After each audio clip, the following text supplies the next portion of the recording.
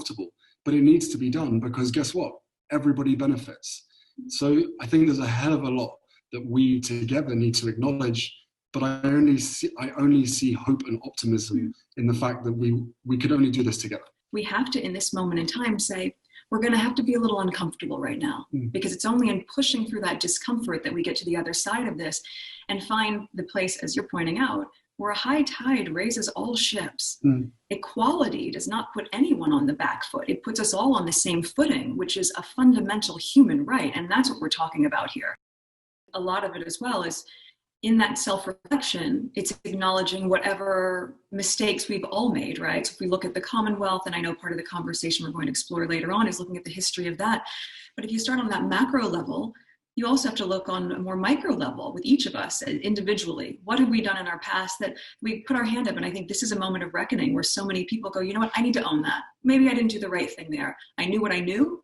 However, now it's time to reset in a different way. And I think both of us, it's part of the conversation we've had quite a bit in our calls over the last few weeks surrounding the Black Lives Matter movement, for everyone to be a part of this conversation. And when it comes to sort of institutional and systemic racism, it's there and it stays there because someone somewhere is benefiting from it. We can't deny or ignore the fact that all of us have been brought up and educated to see the world differently.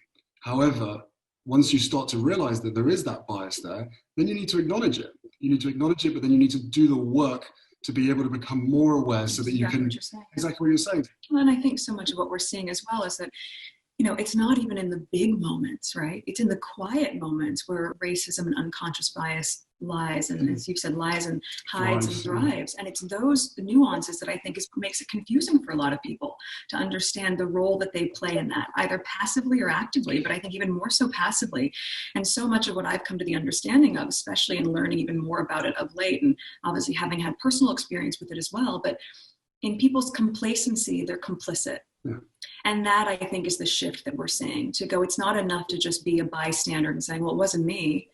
And that's what I think was very much manifested in what you're feeling from people's outpouring surrounding the murder of George Floyd.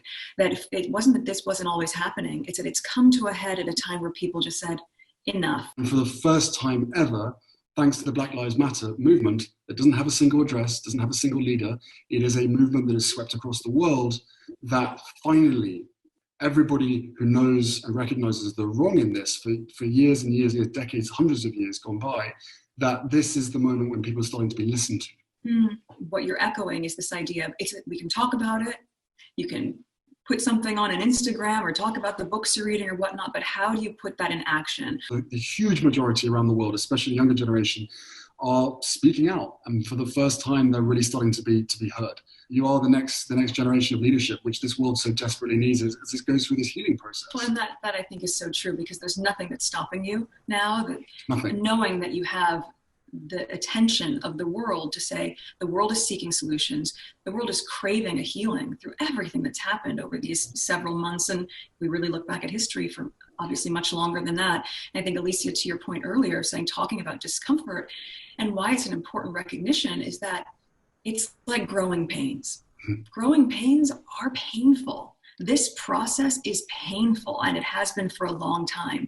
But through that immense pain, what we can have tremendous faith in is knowing that there will be growth. And that's what we're seeing happen every single day as all of you are out there campaigning, fighting the right fight, being on the right side of history, and ensuring that we can get closer to seeing this truly as our past and not something that we have to revisit again and again and again. So we thank you and commend you for your efforts on that. It is inspiring for both of us to watch and to bear witness to, and why we, of course, made the time and find it a huge honor to be able to have this time with all of you today. Guys, I'm aging, right? I'm 35 already, and that's not aging. It is aging compared to these guys, no. But the optimism and the hope that we get is listening and speaking to people like you, because there is no turning back now, right? Everything is coming to a head. Solutions exist, and change is happening far quicker than it ever has done before. But back to your